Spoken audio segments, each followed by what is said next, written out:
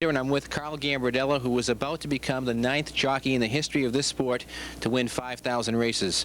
And when you look back to look at all the jockeys that have ridden on the racetrack, all the great names, there have only been 9 jockeys to win 5,000, and those names include Bill Shoemaker, Jorge Velasquez, Angel Cordero. The list is a very select one, and Gamba, you've done it a different way. You've done it in New England, and you've become America's blue-collar jockey. Well, I feel good about representing the jockeys that don't have the notoriety that the name riders have, the Corderos, the Shoemakers, the Pincays, the McCarrans, the best in the world. And I think I represent maybe about 80% of the blue-collar riders. And it's a great feeling to reach this accomplishment. And I'm not going to stop yet. Well, when you say you're not going to stop yet, your last 5 to 7 years have been some of the most productive years in your career. In 1986, you were the 3rd winningest jockey of all time. And I think people in other parts of the country that don't know Carl Gambardella, that don't know about New England racing, really don't know that you haven't gotten old, you've gotten better. And it would be hard to stop now. Well, right now, in the last 7 years, I've picked up Mr. and Mrs. Generosity. That's a strong outfit. And it gave me a lot of initiative to keep riding, and the last 7 years been my best years in riding. And right now I have 2 big outfits to ride for, the Generosities and Assamacopolis, and that alone makes a rider want to keep riding. And I still love to ride, so I don't see me retiring in the future at all.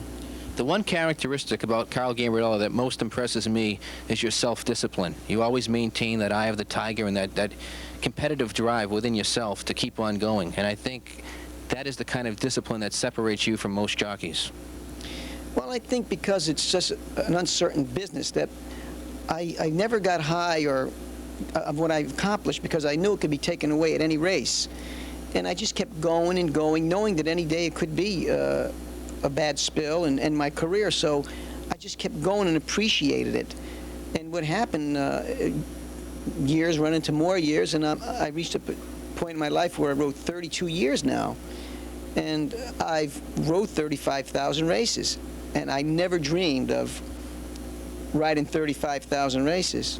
And I think 5,000 winner don't impress me as much as the 35,000 races I've ridden and survived, because you are in New England, you are riding probably the cheapest horses in the country.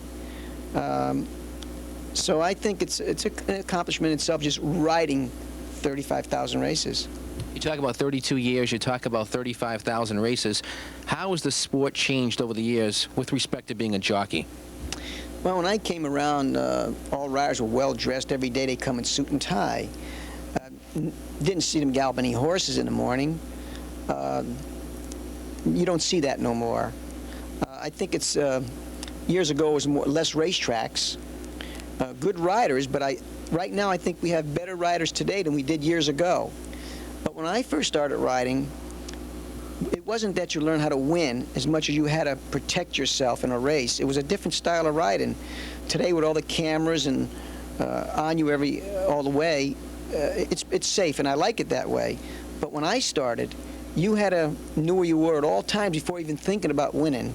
So that's an aspect that had changed in itself. Looking back over your career, what are some of the highlights that you remember? Well, I think one day in 1957, our Carol come to the, I think it was Pimlico, and ride I think it was Nashua, I think at the time, and I rode the co-feature, and I beat him a nose. And pulling up, he looked over and said, "Little rider, you never would have beat me if my horse wasn't lugging in," and I never forgot that. And that was a highlight, because, like I say, our Carol was the dean of riders. And then I rode some of the best horses in New England. Concord Bound is my favorite, naturally.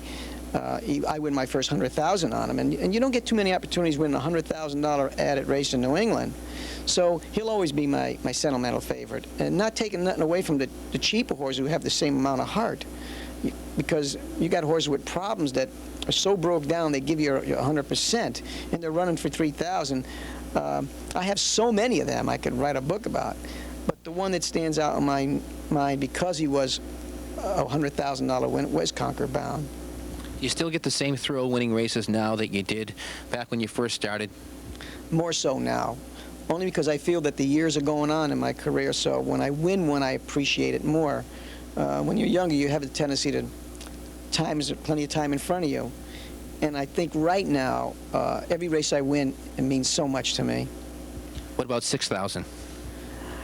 If I still have the horses, the good horses to ride, and I will definitely win 6,000 races. Naturally, you got to have someone looking over your shoulder to do this. You just don't do it and say you're going to do it. As far as going for goals, I never was a type of person that say I'm going to go for this or go for that. I let things happen because when you plan something, it don't work out in this business. So I'm not saying I'm going to ride 6,000. I'm going to say if it happens, it's just something I'm going to appreciate more. That's much more. When the day comes that Carl Gambardella finally hangs up his tack, how do you want to be remembered? I want to be remembered that I was a rider that gave everybody a shot in a race. I'm very cautious about people around me. I've never caused a spill in my life in all my mounts.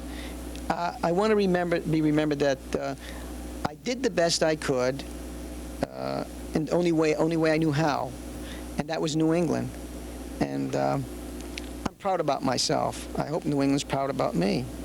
That's how I want to be remembered. Carl Gambardella on his 5,000th win.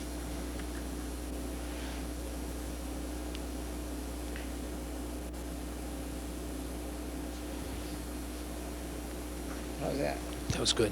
Did we miss anything that you think we should have? No, Want to watch it? yeah, I like to see it. Anything Yeah. we can always chop it up. I want to see how many thousand D